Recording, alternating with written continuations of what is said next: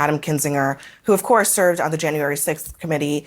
Adam, I have to ask you, I mean, do you hold Mitch McConnell essentially responsible for why the country is in this position in the first place? He was the one who gave Trump a lifeline by helping to tank the impeachment over January 6th. I mean, he really was. I mean, think about this. He was impeached in the House. I think 7 people voted to convict him in the Senate, and it would have been enough to remove him. There would have been, I think, another 10 Republicans if Mitch McConnell had done that. Remember, he gave this amazing speech on the floor about, law and justice, and then he basically was like, but he's already out of office, and, we can't impeach a guy that's already out of office. By the way, that trial was delayed because Mitch McConnell delayed it until Trump was out of office. You also look back on things like this fall. Mitch McConnell acquiesced to the Freedom Caucus and the House's demand that they not pass Ukraine funding. It could have gotten passed in October, but he acquiesced to a continuing resolution that punted this situation to where we are now, where it may not even get passed. So look, Mitch McConnell is a political animal. He was good at politics.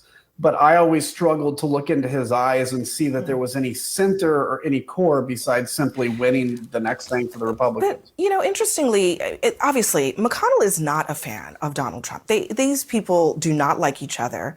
But he could now have basically played a single-handed role in building a court that could, some would say, might likely give Trump a ruling that would say there's immunity for the actions like the ones that he took on January 6th. Do you think that's an outcome that Mitch McConnell would want to see?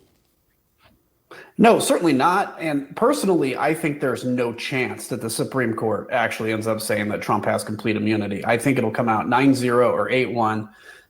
Well, that's my prayer. I mean, because frankly, to say that a president has complete immunity, I mean, that's like maybe an argument you'd find the devil making. But, and here in a democracy, we actually believe in the rule of law. So I don't think that's going to happen. But certainly this trial is now delayed. It's delayed because for whatever reason, the Supreme Court, which knows better, has decided to delay this. Maybe they want their fingerprints. Maybe they just want to delay it. I don't know.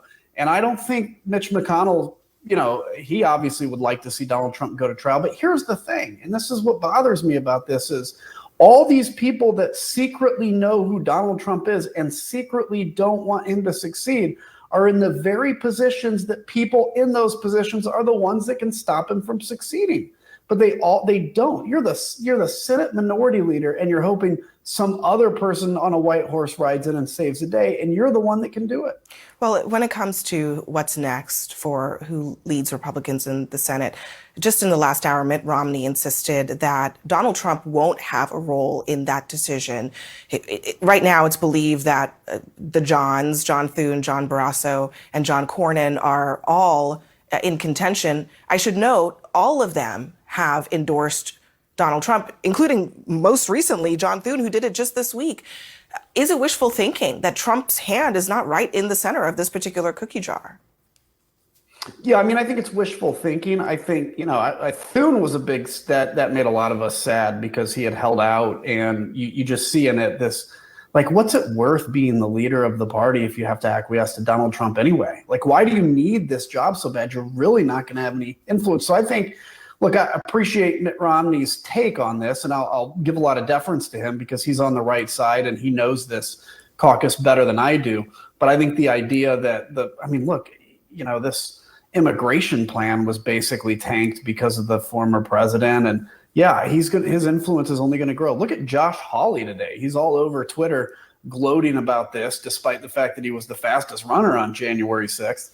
And, and sitting around talking about whoever's next, and it's all about Donald Trump. So, look, I hope it's somebody like Barrasso or Thune, or Cornyn even, because they'll be better than a lot of the other options. But certainly Donald Trump will have his influence, and that's no doubt. All right, Adam Kinzinger, thank you. Good to see you.